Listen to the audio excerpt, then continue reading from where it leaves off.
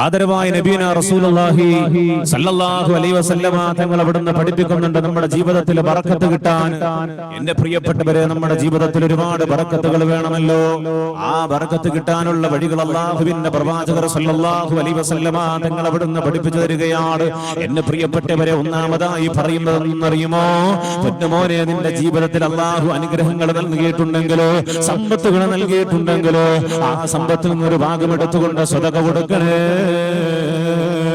ആ സമ്പത്ത് കൊണ്ട് സദഖ കൊടുക്കുമ്പോഴാണ് ആ സമ്പത്തിൽ ബറക്കത്തുണ്ടാകുന്നതെന്ന് അല്ലാഹുവിന്റെ പ്രവാചകൻ നബി മുഹമ്മദ് മുസ്തഫ സല്ലല്ലാഹു അലൈഹി വസല്ലമ തങ്ങൾ അവിടുന്ന് പറയുമ്പോ അനാലൈസ് ഇബ്നു സഅദ് റളിയല്ലാഹു തആല അൻഹുവിന്റെ മുന്നിലേക്ക് ദാ ഒരു പാവപ്പെട്ട പെണ്ണ് കടന്നു വരികയാണ്. മഹാനവറുകൾ അവിടുന്ന് ദർസ് എടുത്തുകൊണ്ടിരിക്കുമ്പോൾ ഒരു പാവപ്പെട്ട പെണ്ണ് വന്നുകൊണ്ട് ചെറിയ കുപ്പിയുമായിട്ടാണ് കടന്നു വരുന്നത്. ലൈസ് ഇബ്നു സഅദ് റളിയല്ലാഹു തആല അൻഹുവിന്റെ മുന്നിലേക്ക് വന്നിട്ട് അവിടുന്ന് പറയുന്നു, ഉസ്താദ്, എനിക്കൊരൽപ്പം തേൻ തരണേ ഉസ്താദ്. മഹാനായ ലൈസ് ഇബ്നു സഅദ് റളിയല്ലാഹു തആല അൻഹുവിന്റെ മുന്നിലേക്ക് ദാ ഒരു കുപ്പിയുമായി, ഒരു ചെറിയ കുപ്പിയുമായി ഒരു ചെറിയ പെണ്ണ് കടന്നു വന്നു. ആ കുപ്പിയും മേടിച്ചുകൊണ്ട് മഹാനവറുകളെ ഉള്ളിലേക്ക് കടന്നു പോയിട്ട് തിരിച്ചു വരുമ്പോ ഒരു വലിയ കുപ്പി തേനുമായിട്ടാണ് കടന്നു വരുന്നത്. വലിയ കുപ്പി തേനുമായിട്ടാണ് കടന്നു വരുന്നത്. അല്ലാഹുവേ, ആ തേനെടുത്തുകൊണ്ട് പെണ്ണിന്റെ കയ്യിലേക്ക് കൊടുക്കുകയാണ്. അല്ലാഹുവേ, ആ പെണ്ണ് ആ തേനുമായിട്ട് കടന്നുപോയി. ശിഷ്യന്മാർ വന്നുകൊണ്ട് ലൈസ് ഇബ്നു സഅദ് റളിയല്ലാഹു തആല അൻഹുവിനോട് ചോദിക്കുകയാണ്, ഉസ്താദേ, ആ പെണ്ണ് വന്നത് ചെറിയ തേൻ കുപ്പിയുമായിട്ടാണല്ലോ, ഒരു ചെറിയ തേനല്ലേ അവള് ചോദിച്ചുള്ളൂ? ഒരു ചെറിയ കുപ്പിയുമായിട്ട് വന്ന പെണ്ണ് അവിടുന്ന് ചെറിയ തേനല്ലേ അവിടുന്ന് ചോദിച്ചുള്ളൂ? നിങ്ങൾ വലിയ കുപ്പിക്കകത്ത് നിറച്ചു തേൻ കൊടുത്തല്ലോ എന്ന് മഹാനായ ലൈസ് ഇബ്നു സഅദ് റളിയല്ലാഹു തആല അൻഹുവിനോട് അവിടുന്ന് ചോദിക്കുമ്പോ മഹാനവറുകൾ അവിടുന്ന് പറഞ്ഞതെന്തെന്നറിയുമോ? ശിഷ്യന്മാരോട് അവിടുന്ന് പറഞ്ഞത്, ആ പെൺകുട്ടി അവിടുന്ന് കൊണ്ടുവന്നത് ഒരു ചെറിയ തേൻകുപ്പിയാണെങ്കിലോ, ഒരു ചെറിയ കുപ്പിക്കകത്ത് കൊണ്ടുവന്നിട്ട് അവള് ചോദിച്ചത് ഒരൽപ്പം തേൻ തരാനാ ചോദിച്ചത്, അതവിടെ പരമാവധിയാണ് ചോദിച്ചത്. എന്നാൽ അല്ലാഹു എനിക്ക് തന്നതെന്നറിയുമോ? അവള് ചോദിച്ചതിനേക്കാളും കൂടുതൽ അല്ലാഹു എനിക്ക് നൽകിയിട്ടുണ്ടല്ലോ. അല്ലാഹു ഒരുപാട് അനുഗ്രഹങ്ങൾ നൽകിയിട്ടുണ്ടല്ലോ, ഒരുപാട് എനിക്ക് അല്ലാഹു തന്നിട്ടുണ്ടല്ലോ. അതുകൊണ്ട് ഉള്ളതിൽ നിന്ന് കൊടുക്കാനുള്ളതാണ് എന്റെ ദൗത്യമെന്ന് പറയുന്നത്. അല്ലാഹു എനിക്ക് എത്ര തന്നു, അതനുസരിച്ചുകൊണ്ട് ഞാൻ സദഖ കൊടുക്കുമ്പോഴാണ് അല്ലാഹുവിന്റെ യഥാർത്ഥ അടിമയാകുന്നത്, ആ സമ്പത്തില് ബറക്കത്തുണ്ടാകുന്നത് എന്ന് മഹാനായ ലൈസ് ഇബ്നു സഅദ് റളിയല്ലാഹു തആല അൻഹു ഇവിടുന്ന് പറയുമ്പോ, എന്റെ പ്രിയപ്പെട്ടവരെ, ഇന്നത്തെ അവസ്ഥ എന്തെന്ന് അറിയുമ്പോ, അല്ലാഹുവേ, കച്ചവടങ്ങളും ബിസിനസ്സുകളും തൊഴിലുകളും അവിടുന്ന് ചെയ്തിട്ട് കോടിക്കണക്കിന് രൂപ എടുത്തുകൊണ്ട് അക്കൗണ്ടിൽ ഇട്ടുകൊണ്ട് ജീവിക്കുന്നവരുണ്ടല്ലോ. ഒന്നുപോലും പാവപ്പെട്ടവരായ ജനങ്ങൾ വന്നുകൊണ്ട് കൈനീട്ടിയാൽ സദഖ കൊടുക്കാത്ത വിഭാഗമേ,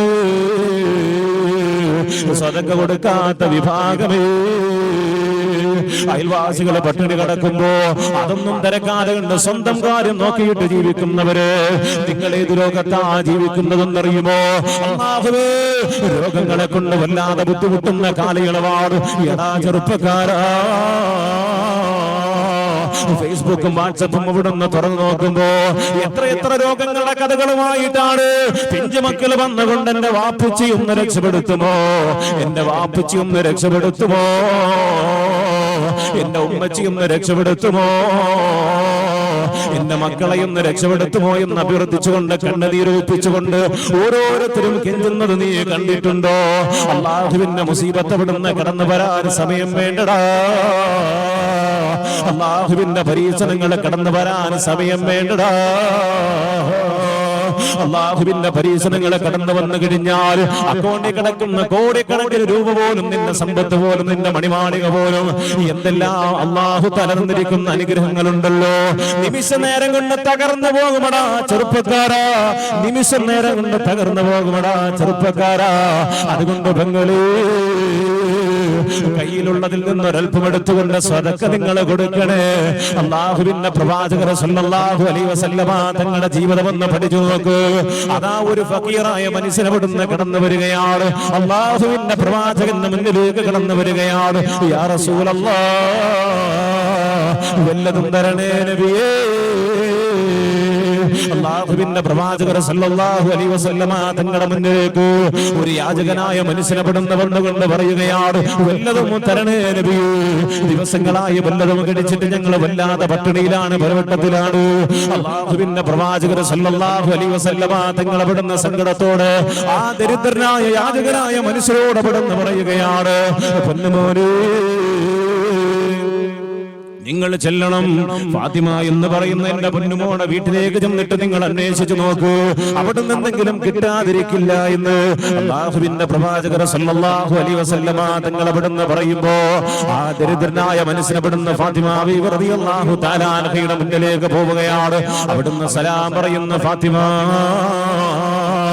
വല്ലതും തരണേ ഫാത്തിമ.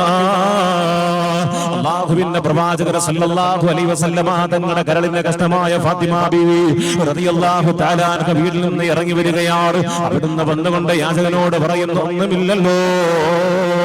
ഒന്നുമില്ലല്ലോ, ഞങ്ങൾ പോലും പട്ടിണിയിലാണെന്ന് പറയുമ്പോ ആ യാചകൻ അവിടുന്ന് പറയുകയാണ്, നിങ്ങളുടെ വാപ്പയാ പറഞ്ഞു വിട്ടത്, അല്ലാഹുവിന്റെ റസൂലാ അവിടുത്തേക്ക് പറഞ്ഞു വിട്ടിരിക്കുന്നത്. ഫാത്തിമ ബീവി റളിയല്ലാഹു തആല അൻഹ അവിടുന്ന് യാചകനോട് പറയുകയാണ്, എങ്കിൽ ഞാൻ ഒന്നകത്ത് പോയിട്ട് നോക്കട്ടെ. അല്ലാഹുവേ, ഫാത്തിമ ബീവി റളിയല്ലാഹു തആല അൻഹ വീടിന്റെ ഉള്ളിലേക്ക് കടന്നു ചെന്നുകൊണ്ട് മുഴുവനും പരതുകയാണ്.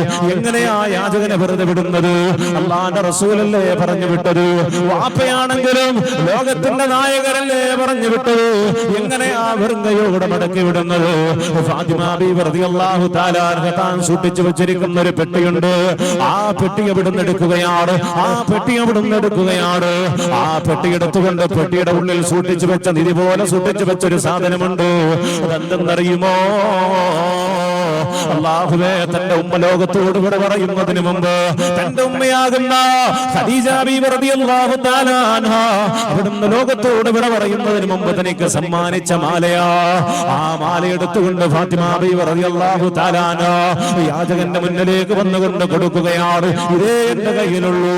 ഇതും എടുത്തുകൊണ്ട് യാചകൻ അല്ലാഹുവിന്റെ റസൂലിന്റെ മുന്നിലേക്ക് പോവുകയാണ്. യാ റസൂലല്ലാഹ്,